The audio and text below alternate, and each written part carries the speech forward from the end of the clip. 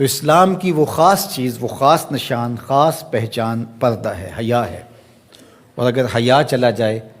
تو پھر دین بھی چلا جاتا ہے۔ ایک روایت میں فرمایا حیا اور ایمان دو آپس میں جڑی ہوئی چیزیں ہیں، ان میں سے ایک چلا جائے گا پیچھے پیچھے دوسری شے بھی چلی جائے گی۔ تو لادینی قوتیں اس بات کو جانتی ہیں کہ اگر حیا چھین لیں گے تو ایمان اس کے پیچھے پیچھے اس راستے سے جو حیا کے چھننے سے بنے گا تو انہی قدموں پہ ایمان بھی رخصت ہوتا چلا جائے گا۔ تو لہٰذا ان کو یہ کہو کہ تم ترک ایمان کرو تو یہ تو کبھی راضی نہیں ہوں گے، تو اس لیے انہیں پردے کا ترک کروایا جائے، انہیں حیا کے جوہر سے محروم کیا جائے تاکہ یہ ایمان کے جوہر سے بھی محروم ہو جائیں۔ تو پھر انہوں نے کئی رنگ تراشے، کبھی کہا کہ نظر کا پردہ ہے، کبھی کہا کہ پردہ تو انسان کے دل میں ہوتا ہے۔ تو مجھے بتاؤ آج کا شخص جو شہوتوں سے لتھڑا ہوا ہے، جہاں شہوات کی گندی ہوائیں چل رہی ہیں، اس ماحول کے اندر اگر کوئی یہ بات کہے تو کتنی عجیب ہے، جس ماحول میں تقدس کی باد صبا چلتی تھی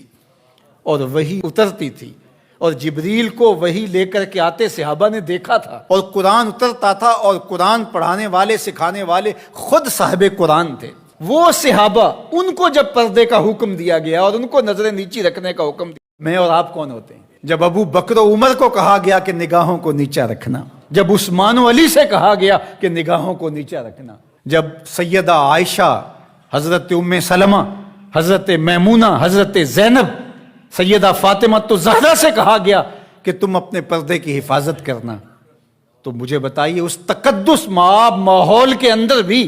جب پردہ کرنے کے لیے مومنوں کی ماؤں کو حکم دیا گیا، اور ابو بکر و عمر، عثمان و علی عشرہ مبشرہ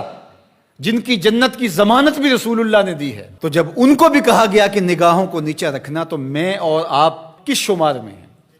تو یہ ایک نفس کی کہانی ہے جو ہم گھڑ کے بیٹھ گئے، کہا کوئی بات نہیں جی، پردہ تو دل کا ہوتا ہے۔ بحالت مجبوری خواتین کو گھر سے نکلنا پڑتا ہے، لیکن اس میں بھی اس کو تاکید کی گئی کہ تیرا پردہ کسی صورت کے اندر بھی